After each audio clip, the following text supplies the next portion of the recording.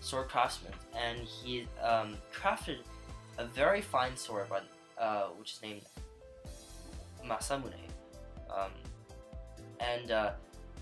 and the story, there's many different variations of the story, and what actually was that they placed two swords in a running stream, and they waited for which of the swords would actually cut leaves, or cut anything in general.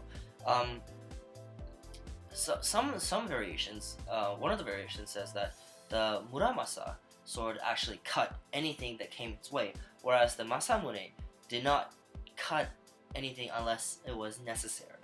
So it incorporated a kind of a Zen concept into the story. Now, another variation is that actually the Muramasa cut the leaves, while the Masamune cut the leaves, and the leaves rejoined later on down the stream.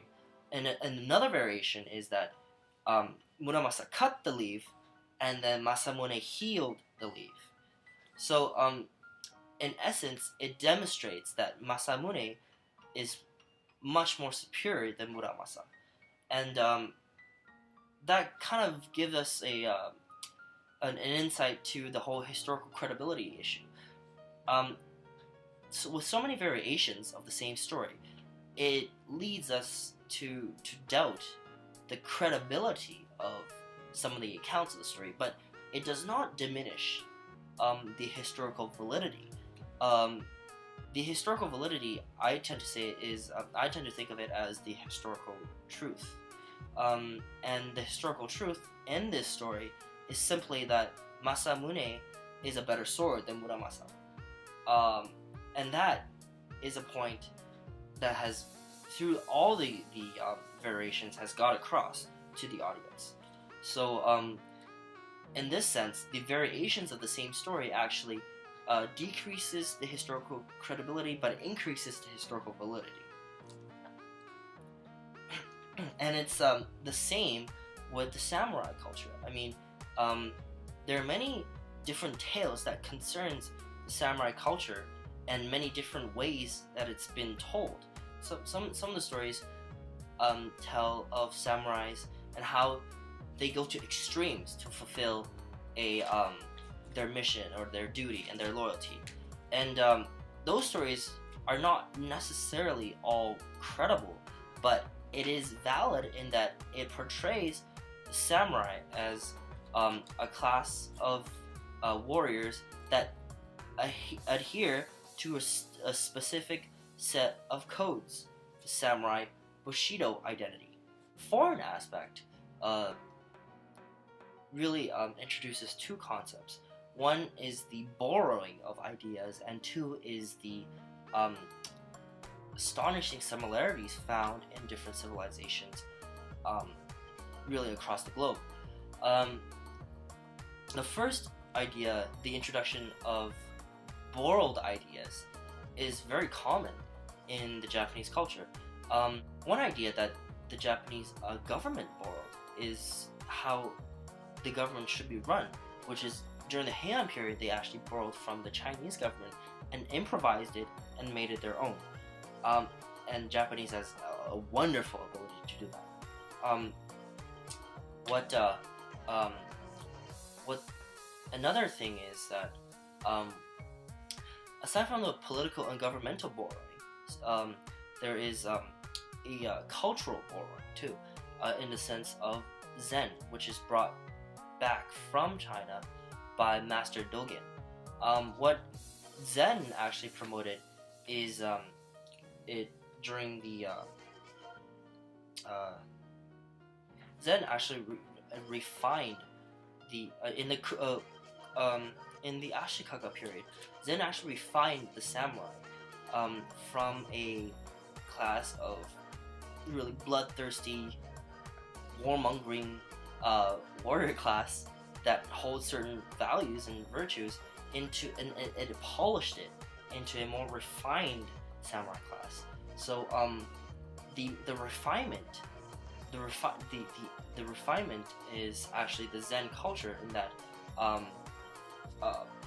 borrow ideas like ink painting by Seisho Toyo was introduced, and the tea ceremony was a very big Zen Buddhist adaptation.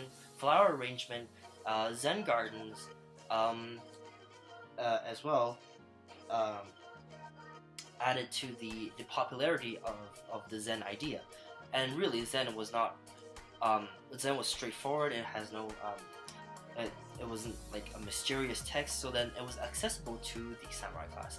And what that did was to polish up the samurai into a more sort of a ruling elite.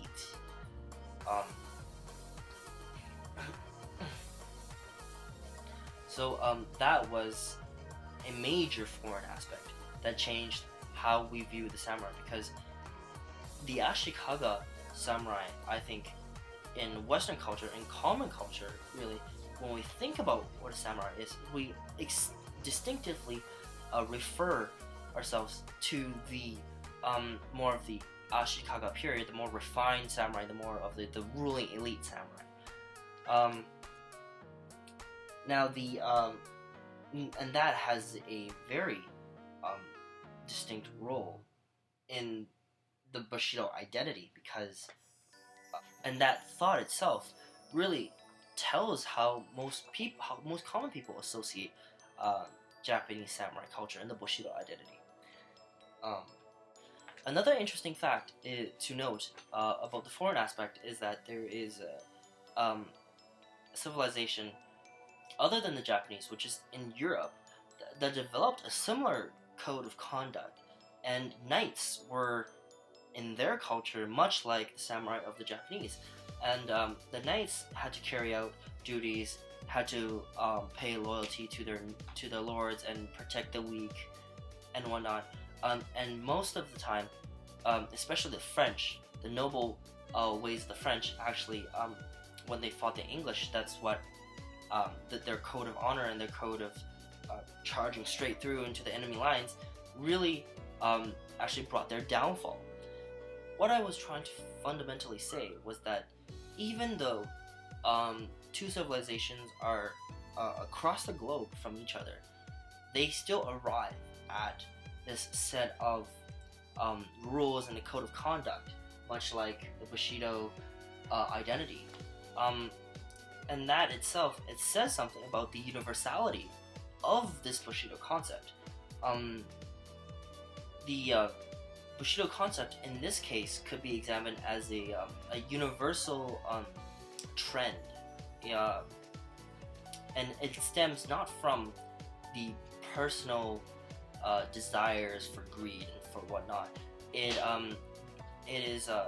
stems from this positive desire for good, this positive image for virtues and the pursuit of those virtues, and that really brings the union of the Giri and the Ninjo together, and that, I think, really solidified the samurai Bushido identity, in that it is rooted in good.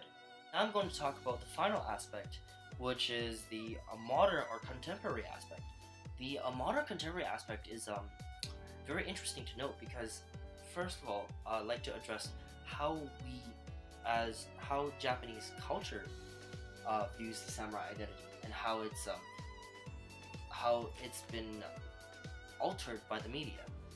The anime industry produced lots of animes on the samurai identity, and two in particular I like to address.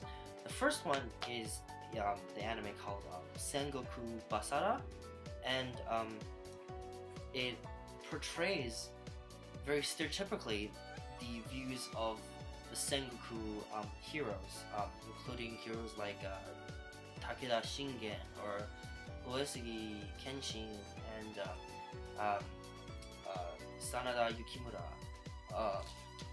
And one in particular is the Oda Nobunaga image. The Oda Nobunaga image